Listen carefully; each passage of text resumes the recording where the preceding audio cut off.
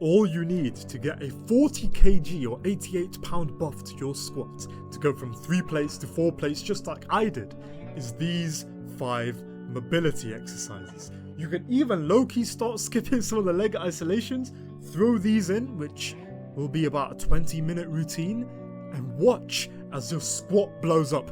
Watch as you can transform it from potentially one of your weakest lifts to your strongest, just like I did.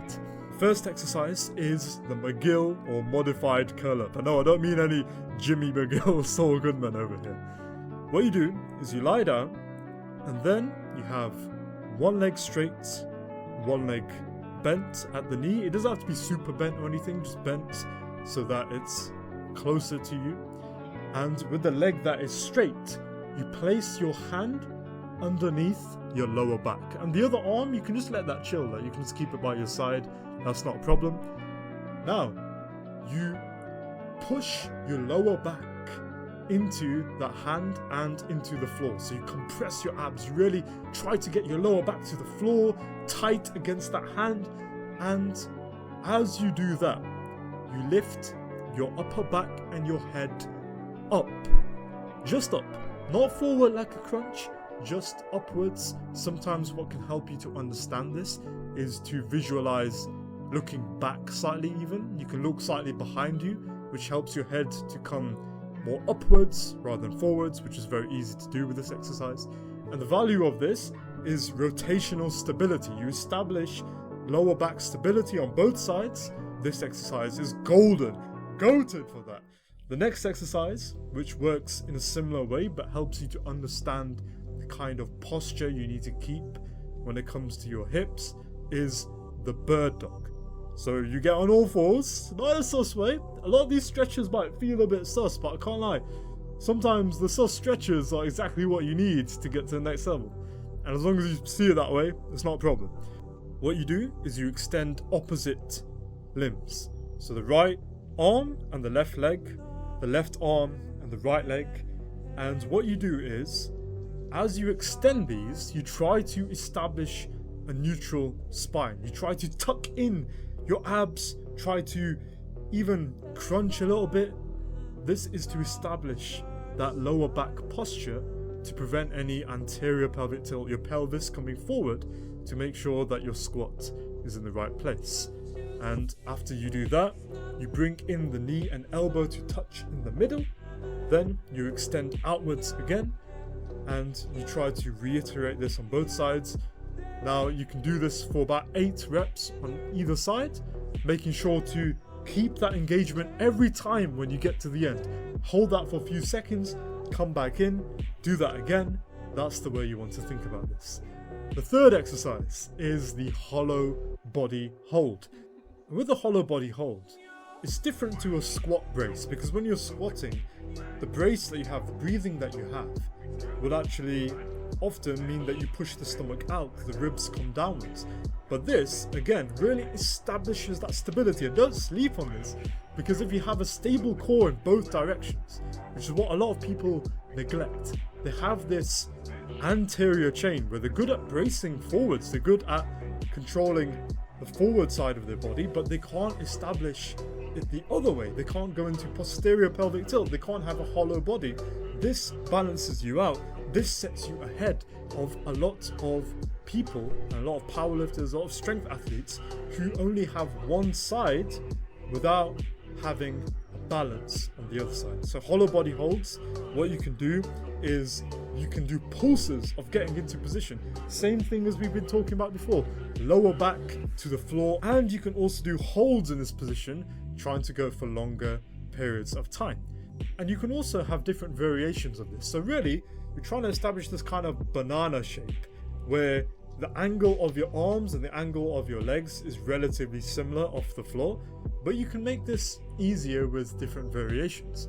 So if your fingers are interlocked, that's going to make it more difficult. If they're behind you but not locked, that's a bit easier. If they're on your head, so your center of mass shifts forward, that's even easier. And there's even easier variations than that. Hands by your sides, knees tucked. We can always work with progressions at different levels when it comes to this, to make sure that it's something suitable for everyone.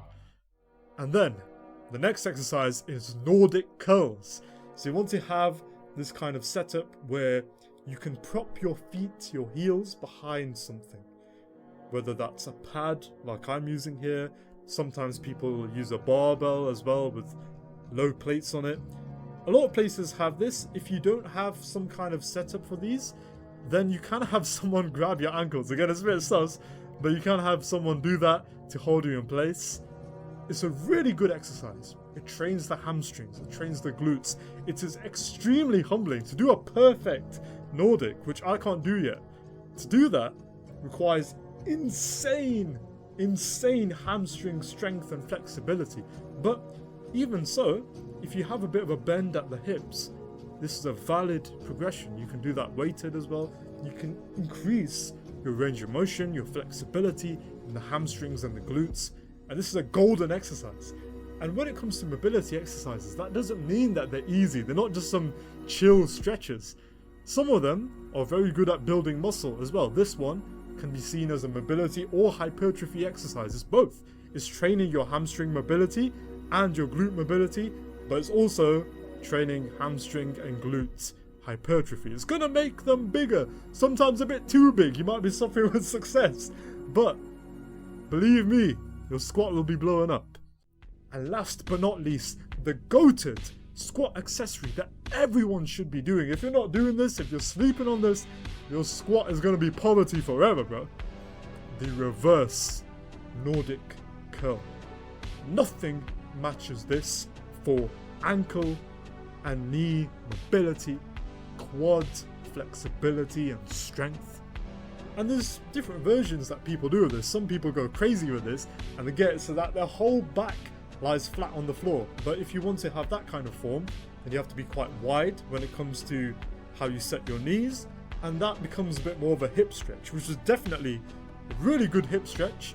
But for the purposes of squats and trying to get your knee mobility and ankle mobility up, you only need to get your glutes to your heels. You don't need to be doing that much. And then when you can do this and it gets easier, you can start adding weight as well.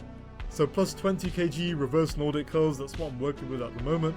Trying to maintain form, trying to at least make sure to keep similar enough mobility and consistency to the previous reps. And look, if you can't do this, which I couldn't do at all, I couldn't even sit on my ankles at all in the past, well, you can build up with that. You can see if you can get closer to pulsing on your ankles and sitting in that kind of way. You can see if you can lean back to the position near the end of the reverse Nordic.